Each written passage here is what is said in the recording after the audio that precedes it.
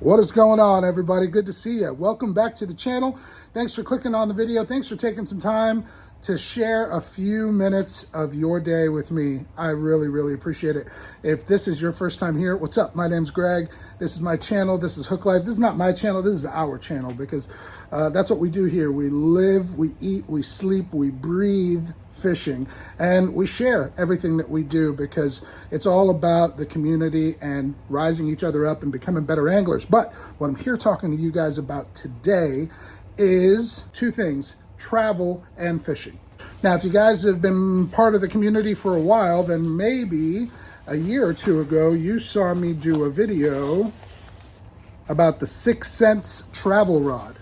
And it was a casting version. Went down to the panhandle of Florida, went saltwater fishing on a kayak, got my first redfish. It was just totally epic. Fish on. Be a redfish. Yes! Having one rod with me is never enough. What I went ahead and did is I got a spinning rod. I've had some concerns about this rod. This is the Milliken travel spinning rod. This is a medium, moderate fast. And I was a little bit concerned. If I'm gonna go traveling, I'm gonna take a rod and I might be fishing saltwater off the beach or saltwater back in canals or lagoons or whatever, or I might be going and fishing for bass. And you know, if you're going to Florida, typically there's gonna be some big bass, or there might be some redfish or sea trout or snook or baby tarpons, whatever.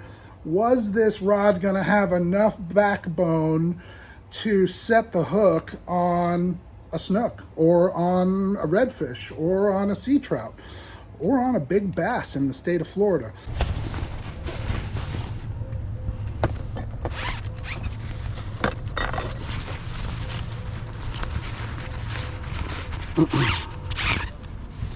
Going to Florida, gonna do a little fishing.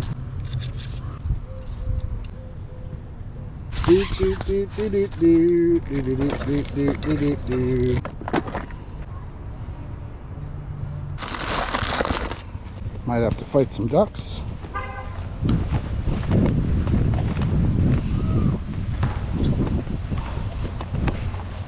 That's okay.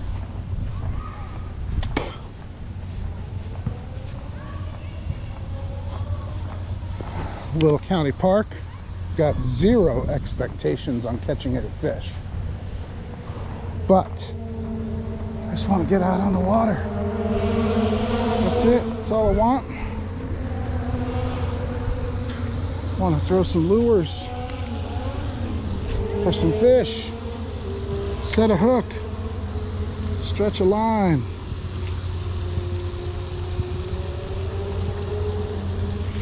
Oh, really? Might want to tighten up my drag.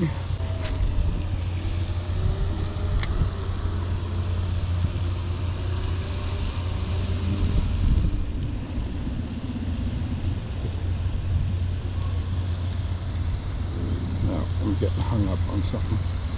That's not a bite. Oh, what was that? Mullet?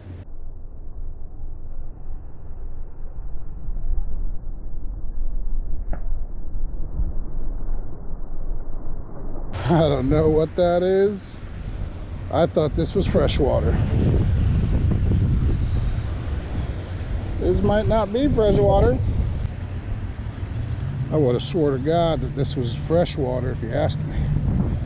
Could possibly be brackish. I mean, we are kind of sort of close to the intercoastal. I lived here for 30 years, never ever fished this body of water.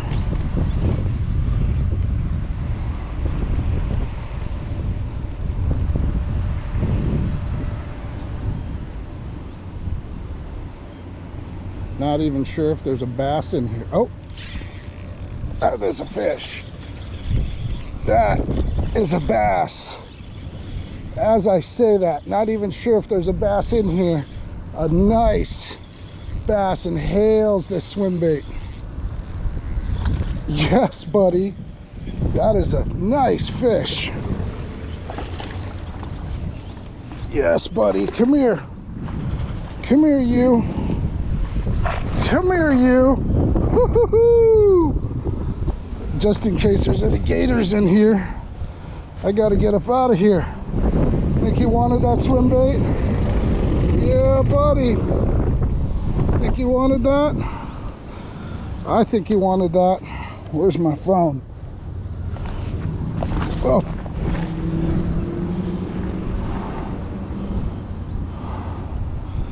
Nice.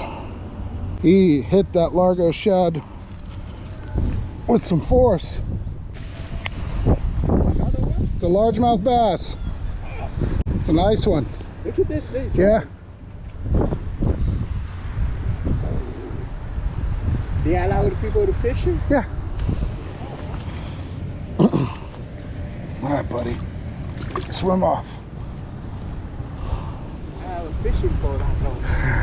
I might come in and fish a little bit. Yeah. It's a good way to stay out of trouble. Yeah. I've been doing it since I was their age. Okay. I've never fished here before. I wasn't sure if I was going to catch anything, but that was nice. Yeah. Not sure if I would eat the fish out of here. I don't know how clean the water is, you know what I mean? Yeah, I think so. That Largo shad, he thumped it, man. Guys, I'm telling you, he thumped that thing. That Largo shad has seen better days. I'd be very surprised if this is a one and done swim bait, because that's the first fish I've ever caught on a Largo shad.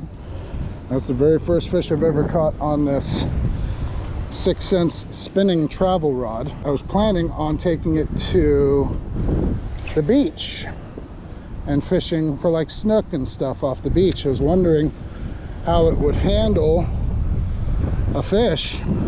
I was very pleased with that.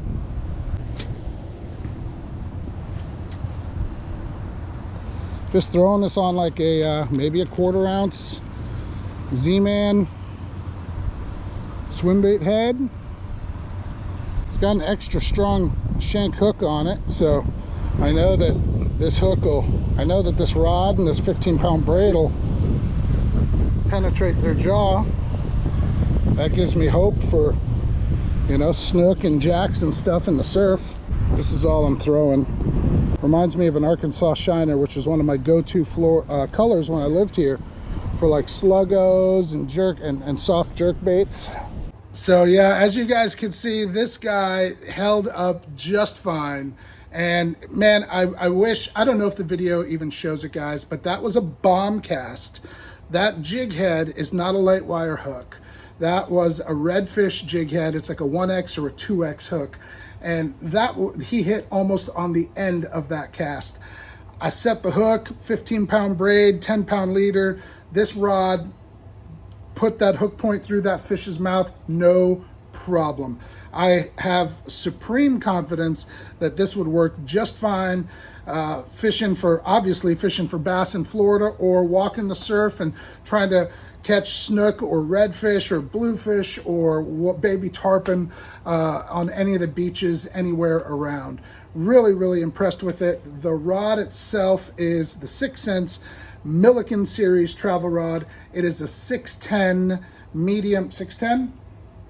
611 medium, moderate fast. Doesn't have the weight rating on here, but I would imagine this could probably throw anywhere from a 1/8 ounce all the way up to a 1/2 ounce bait with no problem. If you guys are on the fence or in the market for a travel rod, this rod is a great value and you don't have to break the bank. I'll be taking it with me every time I travel, and hopefully that's going to be coming up relatively soon this year. But I appreciate you guys watching the video. If you're interested in some more information, maybe about the 6 cents Milliken series casting rod, check this out right here. YouTube says you're really going to like this one. Stay tuned for this one in future episodes, the Lux travel rod. See ya.